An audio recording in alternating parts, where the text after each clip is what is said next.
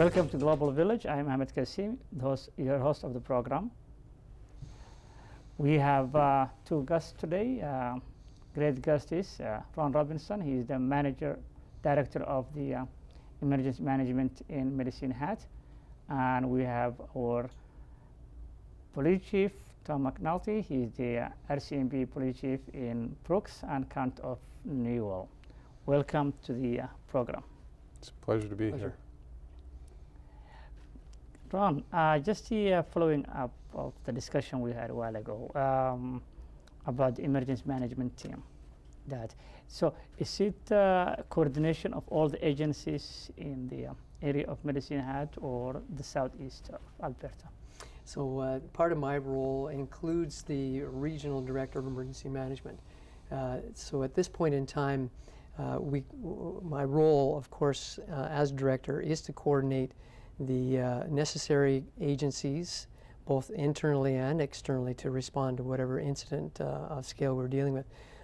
So we have 18 internal agencies comprising from energy, so we have gas, electric, municipal works, environmental utilities, fire, police, any agency that will benefit by the coordination in an activated emergency operations center, where we can take a look at a common operating picture and then respond by activating our existing plans, developing incident action plans.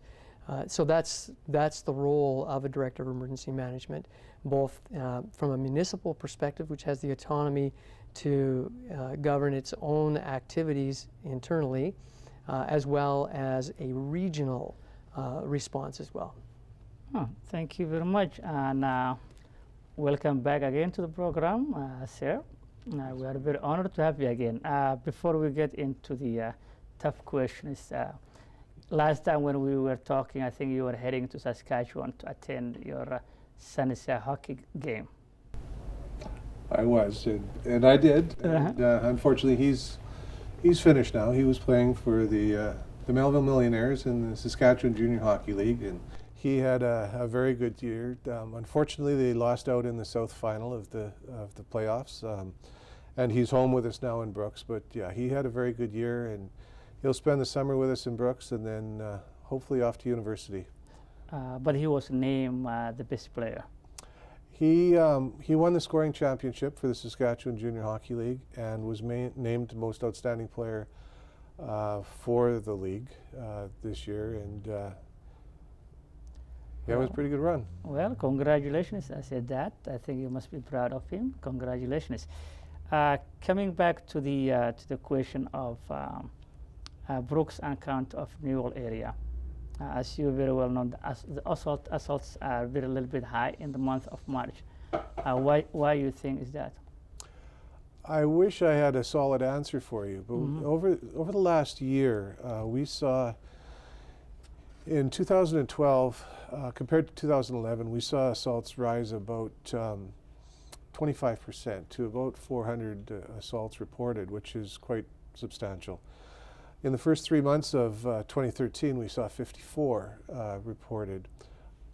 February was down, but March they were back up again, and I don't have an answer. The best I can come up with right at the moment, I've looked at all of the ones from 2013, and out of 54, I can say that approximately 90% are alcohol involved. 33 of the 54 are domestic violence, a result of domestic violence, assault charges investigated. And as you know, in the last 6 or 8 months in Brooks, we've had a very, very strong conversation about domestic violence. We've talked a lot about intimate relationships and violence in the home. And we put together our domestic violence intervention team. And as a result of that, I think a few more people are feeling better about reporting or feeling a little bit more confident. So I think maybe we could see a small rise in reported domestic violence because of the procedures and the supports we've put in. But why the assaults have gone up over the last year is still a bit of a mystery. Like I say, I've analyzed them, I've looked at them, and there is no common thread running through the assaults except for the alcohol use, and that's common in all jurisdictions. Yeah, one of the reason I could probably just, my personal opinion is also education factor of the domestic violence. If people don't speak up of any abuses, it will have the trend of continuation, and people have to speak up, even if that's your neighbor, or if you know something wrong. Then I think the prevention, the only way you can prevent things if you have the knowledge or if you have the information. That's right, and domestic violence, I saw a statistic in the last little bit that in southern Alberta, Brooks, I saw these stats for southern Alberta, and Brooks has 5.3 domestic violence incidents per 1,000 people per capita, 5.3 per 1,000 population. Mm-hmm. Strathmore, I believe, has 3. That's the closest to us, and everyone else in southern Alberta, outside of the major cities, so that doesn't include Medicine Hat, Calgary, it only in RCMP jurisdiction. Yeah. Everyone else is less than 2 incidents per 1,000. So Brooks has almost twice as many domestic violence incidents as any other community in southern Alberta, which is remarkable. Very. We have done a lot of work to support the people involved, both the victims and the offenders, and we're moving down that. Now we have to move strongly to education and prevention. Mm-hmm. And through the Safe Communities Committee and Kind Communities, which was the coalition, the Brooks Coalition for the Prevention of Domestic Violence, we're hoping to find a funding partner to establish a position in Brooks to create education and prevention coordination and programs to help educate and prevent. We're a generation away from preventing. There's also a myth that I have to put out there. Although Brooks is high in statistics, and a lot of people immediately think that's a new Canadian and immigration issue. New Canadians make up roughly 30 to 35% of our domestic violence files. So it is by no means a new Canadian issue. It's a community issue that we have a problem with, and we have to get a handle on it. I think, and that's something that we can be able to change. People have the freedom to think whatever they feel like, and the notion that people always, some of the people, blame the new Canadians, immigrants, is just part of underlying issue for that individual, ignorance, lack of knowing other people, not having all the facts on their side. So they just intend to mislead or receive misleading information without double checking the right people.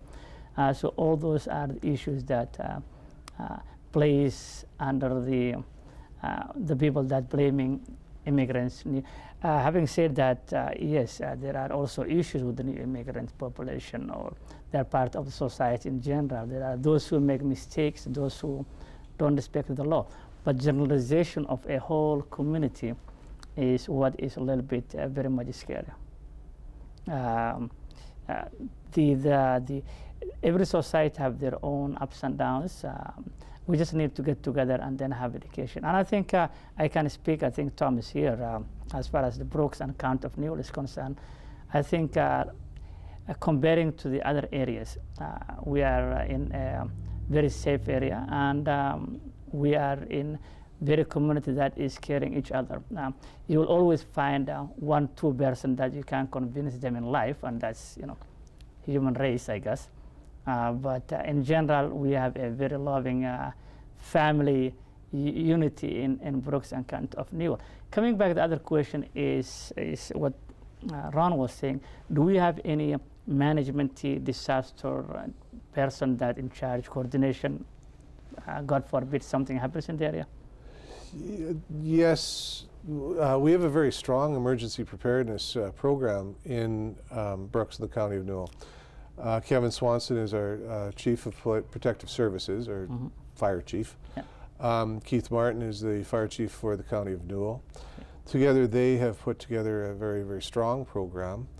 In Ron's position, he oversees a number of those people and coordinates them. We don't have that coordinator for our area. We work together. So I come to the table from the police side, and the fires and EMS and Red Cross and social services, every aspect of the community is there, from the city manager, the county manager, the waterworks people, everybody is there, and we are very well served. And our emergency plan in Brooks is complete. We had an exercise not very long ago where we I'm sorry, the language is drill? We had a drill where we enacted our emergency operations center. Yeah. And we had some off-site action going on where it was a major bus train crash, and it all worked very well. And our emergency operations center worked very well. The other issue that we talked just before going on air about was the lakeside work stoppage, where it had a huge potential economic effect on Brooks, and we came together as a community, and the resiliency committee kind of got together in the same program and plan as the emergency preparedness, and we in Brooks did a heck of a good job around that whole work stoppage and maintaining the community. It was very, very well done. I couldn't agree more. I think we did very well, and I think Brooks, as well as the County of Newell, the people who live there did very well, as well as the service providers and everyone else in between. Ron, in Medicine, do you have drill now and then for that preparedness? So we routinely develop tabletop exercises, functional tabletop exercises, which now mobilize interoperability and communications between multiple agencies. Because we have radios that include digital, analog, and everything in between. So interoperability is part of the need behind tabletop and functional tabletop exercises. We've done mock exercises. We've had in 2011 we had a air crash actually on takeoff that impacted our industrial sector in the southeast area of Medicine Hat. Multiple casualties, and we have mass casualty events. Out of necessity, you have to establish an incident command post, communicate to a now activated EOC, stop contaminants from running into your storms, and cordon off those areas. So multiple agencies need to be positioned effectively to protect your community from further harm. And as Tom talks about bringing the agencies together, you can't just suddenly do that.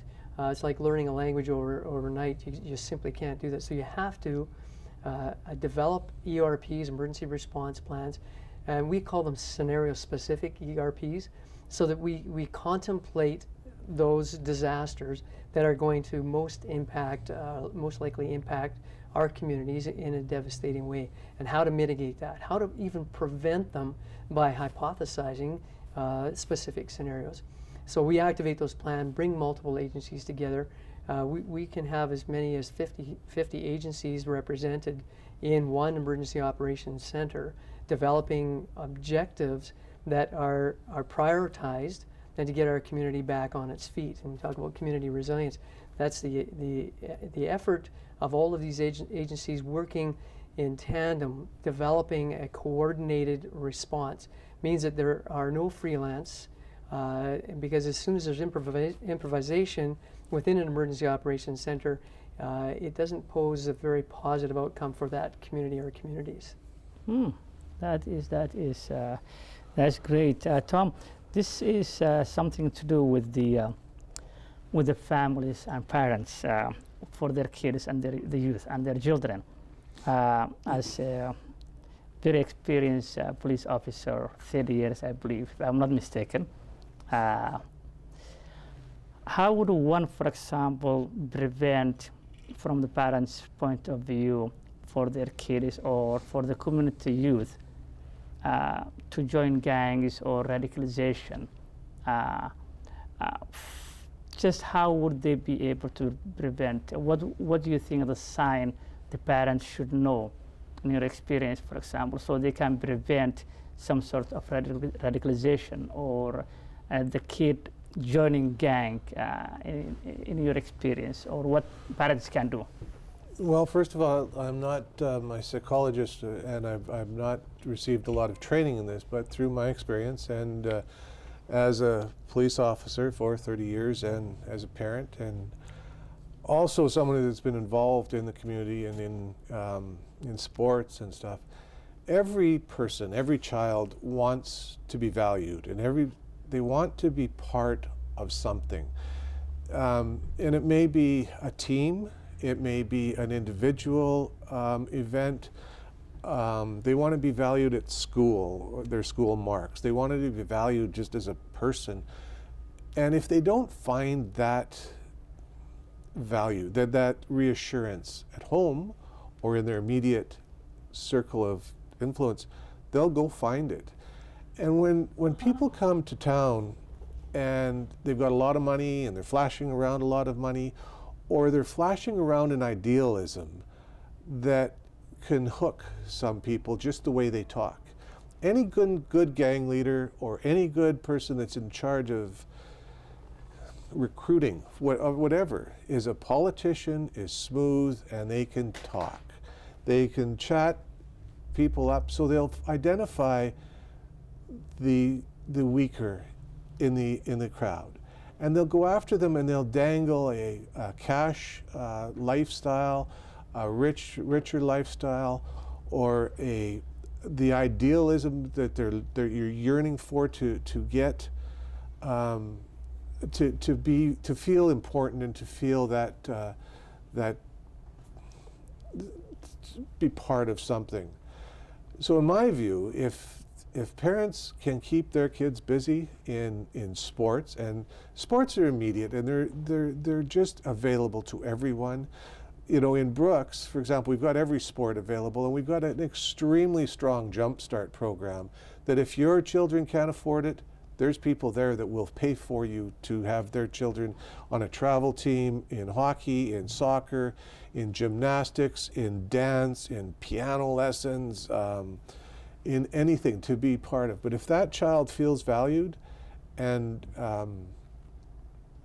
if they feel valued, then the chances of them saying no to a gang or the radicalization of some of our youth, the chances of them saying no is substantially easier. Okay, so it starts from the parents valuing their children and listening more their needs and all that. So very much so. Okay. No, that's a very good point, because the more we can prevent the youth to make that mistake in their life, the better the community will be. Yes, the stronger the community will be. That's said well.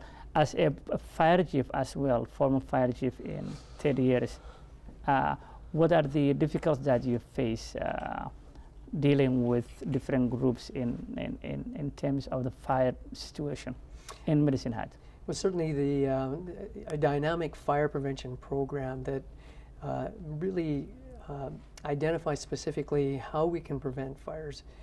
Includes the school programs, Risk Watch. It used to be, the programs such as Stop, Drop, and Roll.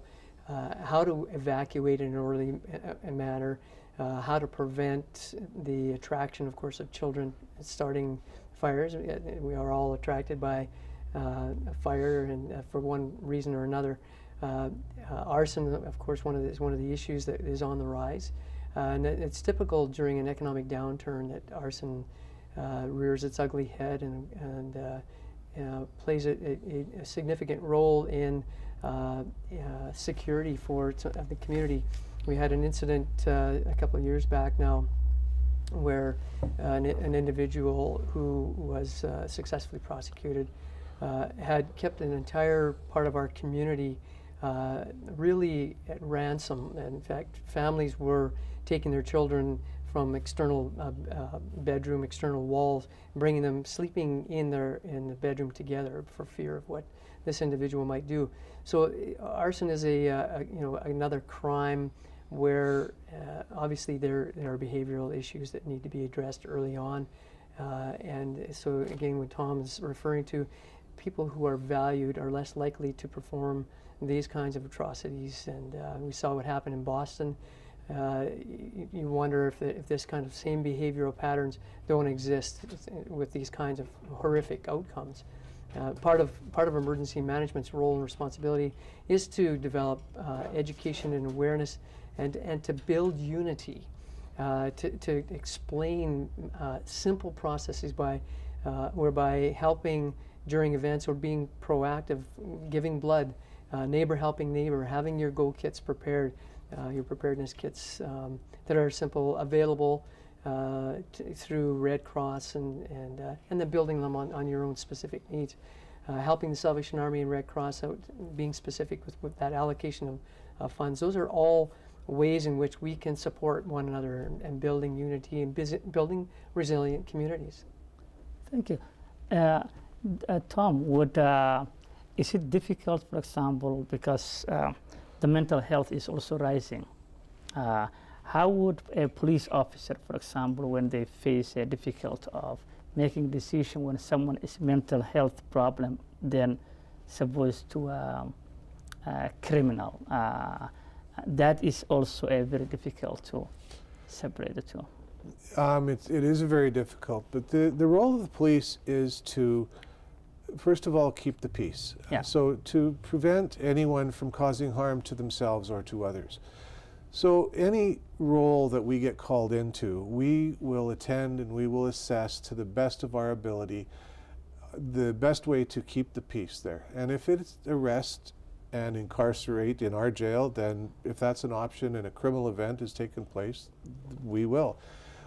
If not, if we believe that a mental illness issue is at hand, under the authority of the Mental Health Act of Alberta, we can arrest and take to a hospital, to a professional. We are certainly nowhere close to being professionals in assessing the mental health of a person, but we can tell if things are going sideways and aren't proper, and then we will take those people to the hospital, to the professionals to get the help they need. Once they're assessed by a doctor and a psychiatrist or a combination thereof, then the process will continue. They will either be turned over to further medical help, they may be turned over to us for their own protection and the community's protection, but they will be treated and dealt with after being professionally assessed. Okay. Can I drive with international driving license, for example? It's funny, just for Ron's benefit, this is a question that always comes up in Brooks. It's a very big question. The international driver's license, if you are a visitor to Canada, and a temporary foreign worker is a visitor to Canada, they can drive in Canada on an international driver's license. If they become a resident of any status, landed immigrant, landed or of any status, then they must get a Canadian driver's license. So if that takes also 2 years, they'll be able to drive for 2 years with that international license? If that international license is valid in that time, and you are a visitor, a legal visitor to Canada, you can drive an international license. Wow, that is That's good. But the international license has to be valid, not expired. Exactly, yes. Oh, okay. And the other part of the question that I know you're going to ask is a Class 7 license. Yeah, and the insurance. It's very important that people understand what a Class 7 license is. A Class 7 license is a learner's license. Everyone in Canada that gets driver's license must take a written test and obtain a Class 7 learner's license, and then theoretically learn to drive over the next period of time before they obtain their Class 5 or their unrestricted driver's license. In that time, you must drive. With a Class 7, you have restrictions. One of those restrictions is to drive with a person right beside you who has a valid driver's license. That is important. It's the law. You must do it. You must do it. Insurance, everyone that drives in Canada must have insurance to protect each other. I drive a pretty valuable vehicle, and it takes me years to pay for that vehicle. If someone comes and crashes into me and has no insurance, I'm out that money, and that's just not fair. I carry insurance to protect myself and to protect you. Everyone must protect themselves and buy insurance to protect the rest of us in the community. Okay. So insurance is, again, the law states you will have at least public liability and public damage on your vehicle before you take it on the road. And that has nothing to do with your newcomer, mainstream, or cowboy. That's right. It doesn't matter where you came from, what you're doing, or who you are. If you're driving, you will have those proper driver's license and insurance. If someone is driving under the influence, would they lose their license and their car, or they lose the license? They'll lose both for a short period of time. If they're driving under the influence, they'll lose their car up to 7 days immediately, and their license could be suspended. If they're charged with impaired driving or drive all over .08, their license will be suspended until that is finished in court, which could be months. Wow, that's great to know for the viewers, either Medicine Hat or southeast of Alberta. It's educational for many people. And I thank you very much. We have always see the fire department, the police department, very much heroes, because they take their life selfishness to protect the rest of the people, which to my book is very much heroes. We have Susan Comistic, you know very well that we have one of the wonderful superintendents in our area who is retiring after she did a very great job. And I just want to take the advantage and thanking her for the wonderful job that she did in the area, and wish her good luck. We also have an unsung heroes for the first time in our area. A lot of people were nominated, but the winners were 4 people. Florence, Lisa Tiffin, Sherry Christensen, and Zulu Mengistu. Zul Mengistu. He's an assistant teacher in the high school in Brooks, who did a very well volunteering from the grassroots level. So you did a very public service for 35 years, and you're still continuing. You are a hero to us. Thank you very much for again coming to the program. And Tom, as always, we came from the same area called beautiful Brooks and Count of Newell. Very honored to have you again, and great thing that you're doing for the community. Thank you. It's a pleasure, Ahmed. Thank you very much. It is a pleasure. Thanks, Tom. Cheers. Yeah. This is the end of Global Village program for the day. We have a great guests, Ron and Tom, and we hope to have them next time. Until then, thank you very much for joining us, and I hope you will join us next time. This is Ahmed Kassim, your host of the program. God bless you all.